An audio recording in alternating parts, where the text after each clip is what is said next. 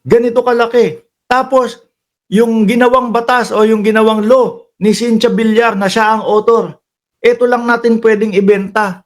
Ang liit-liit ng kikitain. Para lang tayong nagpagod. Di ba? At tapos, ang masama pa doon, masaklap pa noon, yung NFA hindi na nare-regulate.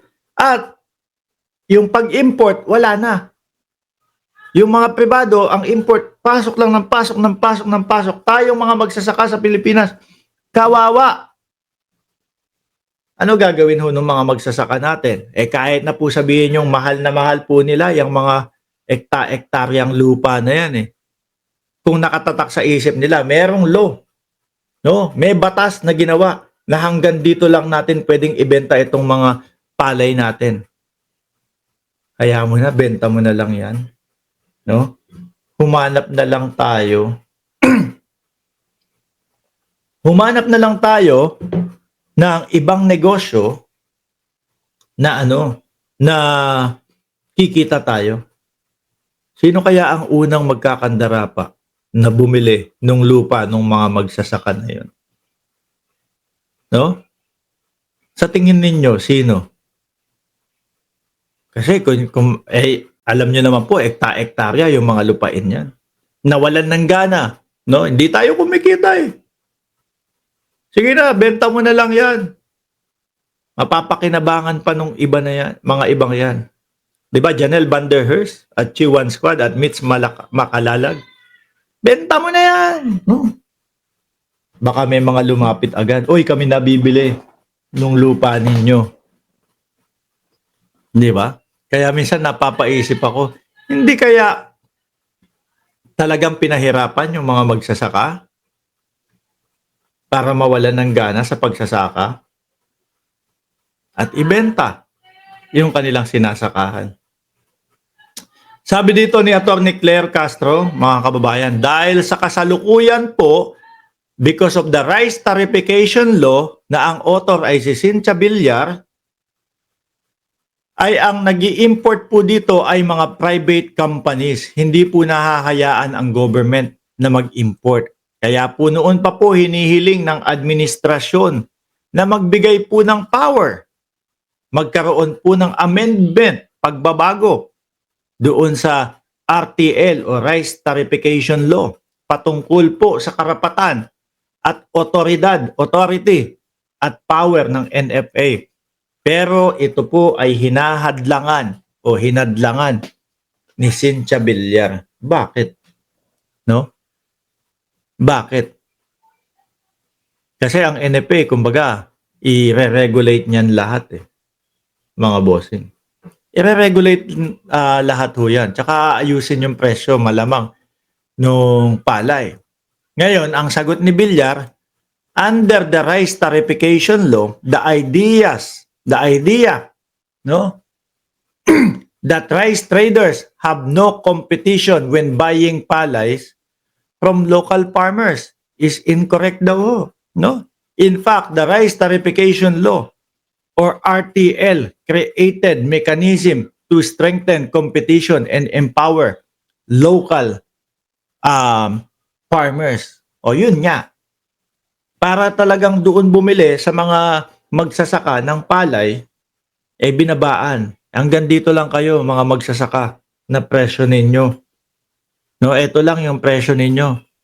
Ngayon, ang kawawa, yung mga magsasaka. Ang laki ng puhunan, tapos ang konti maibebenta. Hindi maibenta sa tamang presyo. Lugi. Di ba? Mga bossing? Totoo, yung sinasabi ni Villar na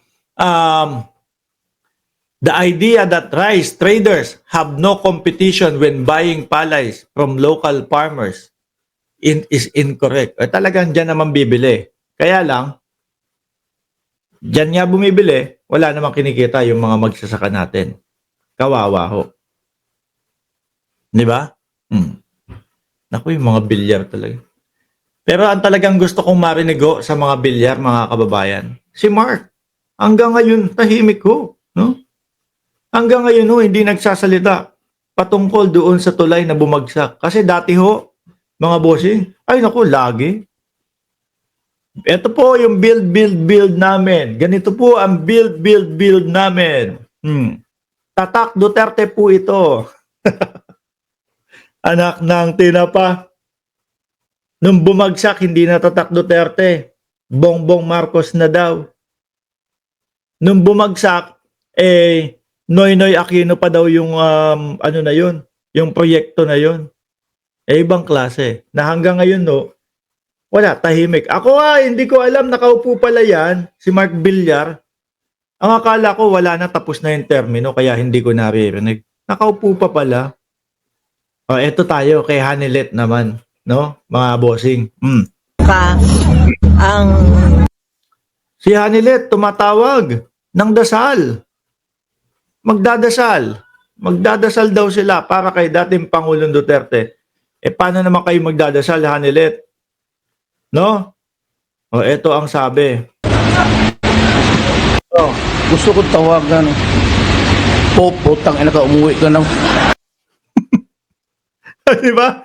Kung yung mensahero, no, na Pope at yung pinagdadasalan minumura ng iyong, Sabi nila, miskin na yung mga di ba?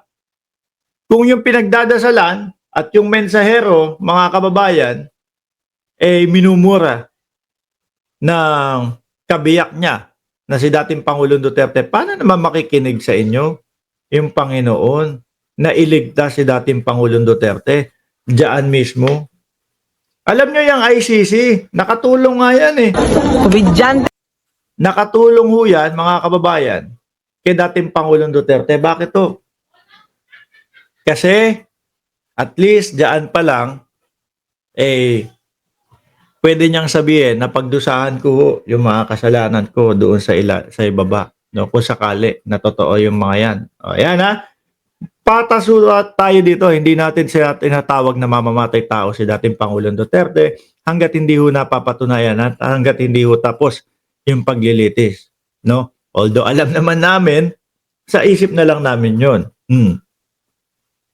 Ngayon, sabi ni Hanilet, ito po, Sabi nila, miskin na yung mga lawyers.